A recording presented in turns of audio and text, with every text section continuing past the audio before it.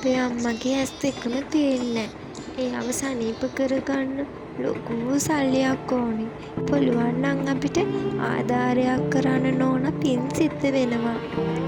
අපි මේ විරුදු කියලා තමයි හැමදාම සල්ලි එකතු කරන්නේ. අම්මගේ ඇස් දෙක හොඳ කරගන්න. යන්න කිව්වේ මෙතනින් බොරුකාර ළමයි. ඔයාලට බෑ මාව රවට්ටන්න. කඩචෝරු කන්නද කොහෙද? උදේ පාන්දරම කරදර කරනවා මෙතන. යන්න කිව්වේ යන්න මෙතනින්. අනේ මට නම් දුකක් හිතුණා. ඒ ළමයි දෙන්න හරිම අහිංසක පාටයි. ඇත්තටම අම්මා ලෙඩ වෙලාද දන්නේ නෑ. පිස්සු දානේ ඔය ළමයිගේ කප ටිකම ඔයා දන්නේ නෑනේ. ඔයා ඔවට අහු වෙන්න එපානේ.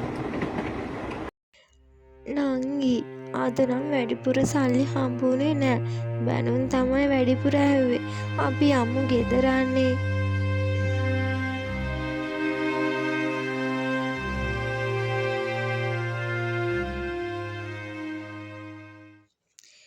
අලුත් දවසක් උදා වුණා. ගම්මානයට උඩින් ලස්සනට ඉර පායලා පෙනුණා. ඒත් මේ ලස්සන බලන්න බැරි අහිංසක අම්මා කෙනෙක් ගම්මානයේ කෙළවර ජීවත් වුණා. මේ තමයි රුවන්ගේ අම්මා. අම්මගේ ඇස් දෙකම පේන්නේ නෑ. තාත්තා නැති වුණදා පටන් ගෙදර හැම වැඩක්ම කළේ රුවනුයි එයාගේ නංගි. අම්මා මෙන්න මං තේ ගෙනාවා. මේක බීලා ඉන්න. අද වැඩ ගොඩයි අම්මා. අනේ දුවේ ඔයාලා කොච්චර මහන්සි වෙනවද මන් නිසා. මට නම් මේ දුක දරා ගන්න බෑ පුතේ. ඔයාලා දෙන්නා දුක් විඳිනවා මගේ මේ ඇස් දෙක නිසා. අම්මට මං කියලා තියෙනව නේද? ඔයම කියන්න එපා කියලා. අම්මව අපිට කරදරයක් නෙමෙයි අම්මේ. අම්මට මායයි සලකන්නේ හරීම සතුටින්. අපි හරීම සතුටින් අම්මගේ වැඩ ටික කරන්නේ. අයියේ ඩොක්ටර් අංකල් කියපු විදිහට අපි ලැබෙන මාසේ අම්මගේ ඔපරේෂන් එක කරන්න ඕනේ. කල් දාන්න බෑ. දැනටමත් කල් වැඩි කිව්වා. ඒක තමා නංගි මාත් මේ කල්පනා කරන්නේ. අපි ඉක්මනට සල්ලි ටිකක් හොයාගන්න ඕනේ. කාලේ වේගෙන් ගෙවිලා ගියා. අම්මගේ ඔපරේෂන් එකට යොදාගත්ත දිනයත් ඉක්මනටම ලං වෙමිනුයි තිබුණේ. මලිතීරුවනේ උදෙන්ම ඉස්කෝලේ යනවා. එහෙම ගියාට පස්සේ අම්මා ගෙවල් ළඟ පාරට ඇවිල්ලා කෙසෙල් විකුණනවා. ගන්න මේ අලුත් කෙසෙල් ගන්න. මේ වසවිස ගහලා නැති අලුත් කෙසෙල් හැමෝම ගන්න. ගෙදර වත්තේ දුණු කෙසෙල් හරිම රසයි. ගන්න. අපි දැන් මොකද කරන්නේ? අපි සල්ලි ටිකක් භාගයක්වත් හොයාගත්තේ නෑ. අම්මගේ ඔපරේෂන් එකට දවසුත් හොඳටම ළඟයි. අනේ අයියේ අපිට බැරි වේද සල්ලි ටික හොයාගන්න? අම්මව සනීප කරගන්න අපිට බැරි වේද? මට හිතා ගන්න බෑ අයියේ. අපි මොකද කරන්න කියලා. මට හොඳටම දුකයි අයියේ. අනේ අපේ අම්මගේ ඇස් දෙක බේරගන්න අපිට බැරි වේද? අපි කොහොමද ඉතුරු සල්ලි ටික හොයාගන්නේ? අනේ අයියේ අපි දැන් මොකද කරන්නේ? නංගි හඬන්න එපා.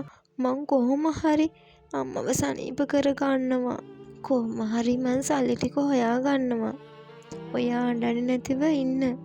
ඔයාත් අඬනකොට මට දුක හිතෙනවා. අපි කොහොම හරි සල්ලි හොයාගමු නංගි. අර දරුවෝ දෙන්න මොකක් හරි ප්‍රශ්නයක වගේ ඉන්නේ. දැන් ගොඩක් වෙලාවක ඉඳන් ඔතෙන්ට වෙලා ඉන්නවා. අඬනවත් එක්ක. අහිංසක ළමයි දෙන්නෙක් වගේ. පොඩ්ඩක් බැලුවොත් හොඳයි කියලාත් හිතෙනවා. මොකක් හරි ප්‍රශ්නයක් නිසා දෙන්නම දුකින් ඉන්නේ. බලමු අහලා ඇයි කියලා.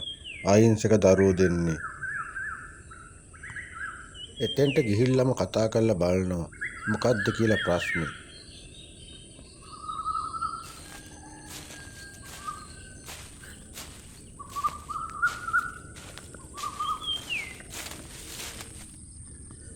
ඇයි මේ පුතාලා දෙන්න දුකින් වගේ ඉන්නේ? දෙන්නගේ මැස්වල කඳුළු නේද? ඔයාලා මොකක් හරි ප්‍රශ්නයකද ඉන්නේ? පුළුවන් නම් මට කියන්න. මම පුළුවන් උදව්වක් ඔයාලට කරන්න. ඇයි මේ දෙන්න අඬන්නේ? මොකද්ද ඔයාලගේ ප්‍රශ්නේ? අනේ මහත්තයෝ අපේ අම්මගේ ඇස් දෙකම පේන්නේ නැහැ. ඒකට ඔපරේෂන් එකක් කරන්න ඕනේ. ලොකු සල්ලියක් යනවා ඒකට. අපි ළඟ එච්චර සල්ලි නැහැ. අපිට අපේ අම්මව සනීප කරගන්න බැරි වෙයිද දන්නේ නැහැ. ඒකයි මහත්තයා මේ අපි දුකින් ඉන්නේ. හරි පුතාලා, ඔයාලා ගොඩක් අසරණ වෙලා වගේ ඉන්නේ. මටත් හරිම දුකයි. අපි බලමු මොකද්ද කරන්න පුළුවන් කියලා. ඔයාලා තාම කාලත් නෑ වගේ. එන්නකෝ අපි තේ ටිකක් බීලා කතා කරමු. එන්න දෙන්නම අපි යමු.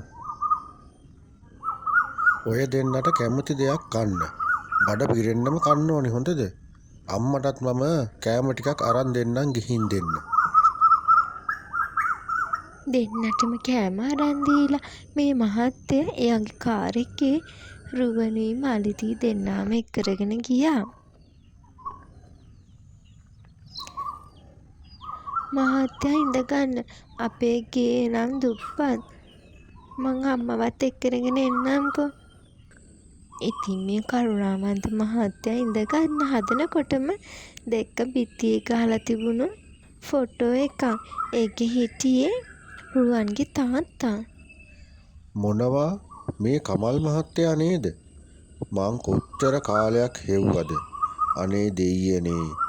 දෙවියෝ අද නම් මගේ මූණ බැලුවා. මම අද මේ තැන ඉන්නේ මේ මහත්තයා නිසා. එතකොට මේ කමල් මහත්තයාගේ ගෙදරද? පුතාලා මේ ඔයාලගේ තාත්තා නේද? ඔයාලා දන්නවද? මං අද මේ තත්ත්වෙ ඉන්නේ ඔයාලගේ තාත්තට පින් සිද්ධ වෙන්න. කමල් මහත්තයා හිටියේ නැත්තම් මේ වෙනකොට මං ජීවතුන් අතරත් නැති වෙලා හිටි. මං පොඩි කාලේ ගොඩාක් දුප්පත්. මගේ අම්මා තාත්තා නැහැ. කන්න සල්ලි නැතුව මං හැමදාම බඩගින්න ඉන්නේ. මේ කමල් මහත්තයා දවසක් මාව දැකලා මට කෑම අරන් දුන්නා. ඊට පස්සේ මගේ විස්තර ඇහුවා. එදා ඉඳන් මට මේ මහත්තයා තාත්තෙක් වගේ සැලකුවේ. මට උදව් කළා මේ ජීවිතයෙන් ගොඩට එන්න. මම මහන්සිලා ඉගෙන ගත්තා. කැම්පස් එකටත් තේරුණා. ඒත් මං ඒ ආරංචි අරන් එද්දී කමල් මහත්තයා හිටියේ නෑ. මට ඊට පස්සේ කවදාවත් කමල් මහත්තයාව හම්බ වුණේ නෑ. මම එදා ඉඳන් හැමදාම කමල් මහත්තයා හෙව්වා. ඒත් මට කවදාවත් හම්බ වුණේ නෑ. එදාට පස්සේ අද තමයි මම මේ ෆොටෝ එකෙන් කමල් මහත්තයාව දැක්කේ. ඒ මහත්තයා නැති වෙලා මට හරිම දුකයි. මට ඕනුනේ මගේ තාත්තා වගේ හිටපු ඒ මනුස්සයා ළඟට ඇවිල්ලා ජීවත් වෙන්න. ඒත් ඒක කරන්න මට බැරි වුණා. මං අම්මගේ ඇස් දෙක සනීප කරලා දෙනවා කොහොම හරි. කමල් මහත්තයා වෙනුවෙන් මට ඒ දේ කරන්න පුළුවන්. මම මේ පුතාලා දෙන්නටත් උදව් කරනවා. මට මේ හැමදේම ලැබුණේ ඔයාලගේ තාත්තා නිසා. ඒක නිසා මං හරිම සතුටින් තමයි ඔයාලට උදව් කරන්නේ. ඔන්න ඉතින් රුවන්ගේ අම්මගේ ඇස් දෙකම සනීප වුණා. රුවන්ටයි මලිතිටයි දෙන්නටම සෑහෙන්න සතුටින්.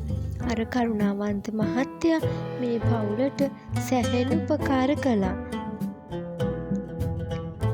රුවනුයි මලිතී අම්මයි තුන්දෙනාම සතුටින් ජීවත් වුණා. ඉතින් යාළුවනේ අපිට ප්‍රතිඋපකාර කරන්න අවස්ථාවක් ලැබුණොත් දෙපාරක් හිතන්න එපා. ඉතින් ඔයාලට දෙන්න තියෙන උපදෙස තමයි ඒක. ඉතින් හැමෝම සතුටින් ඉන්න අපේ channel එකත් subscribe කරන්න, like කරන්න, share කරන්න අමතක කරන්න එපා. අලුත් කතාවකින් නැවත හමු වෙමු.